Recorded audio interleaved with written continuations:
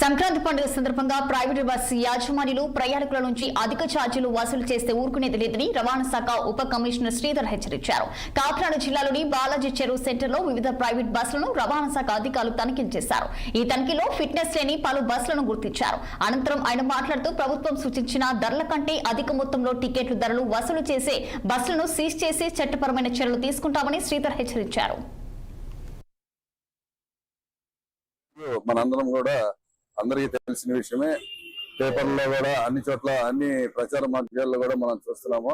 ఈ పండగ సందర్భంగా బస్సుల వాళ్ళు ఇప్పటిగా ఎక్కువ రేట్లు కలెక్ట్ చేస్తున్నారని చెప్పేసి చాలా చోట్ల కంప్లైంట్స్ రావడం జరిగింది. దీన్ని దృష్టిలో పెట్టుకుని నిన్న కాకినాడ డిటిసి కార్యాలయంలో అందరినీ పిలిపించి సెన్సిటైజ్ చేయడం జరిగింది. దీని ప్రకారంగా రవాణా కమిషనర్ గారి ఉత్తర్వుల మేరకు అందరికీ కూడా మనం తెలియజేసింది ఏంటంటే, ఈ ఎగ్జాబరెంట్ ఫేర్స్ అంటే ఈ ఫిక్స్డ్ ఫేర్స్ ఏంటంటే ఆర్టీసీ రేట్లని మనం ప్రామాణికంగా తీసుకుంటాము.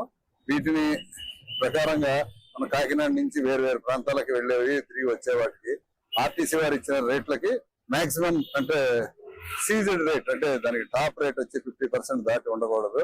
కానీ వాటిని అన్నిటిని కూడా మనం అన్ని వెబ్సైట్స్ లో కూడా పరిశీలించడం జరిగింది.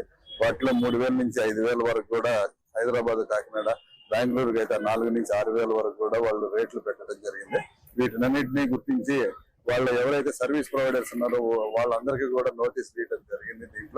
దీని ద్వారా నేను అందరి బస్ ఓనర్లకి, ఈ వాహనాలు వాడుకునే వీళ్ళందరికీ, ప్రయాణించే వాళ్ళందరికీ కూడా నా విన్నపం ఏంటంటే, ఎటువంటి పరిస్థితుల్లో కూడా ఎక్స్ట్రా ఫేర్స్ అనేవి కలెక్ట్ చేయడానికి వీలు లేదు. అలా కలెక్ట్ చేస్తే మేమందరం కూడా వీటిపై కఠిన చర్యలు తీసుకుంటామని చెప్పేసి చెప్పడం జరిగింది. దీనికి ఒక టోల్ ఫ్రీ నెంబర్ కూడా మరి ప్రకటించడం జరిగింది ట్రాన్స్పోర్ట్ కమిషనర్ గారి ఆదేశాల మేరకు.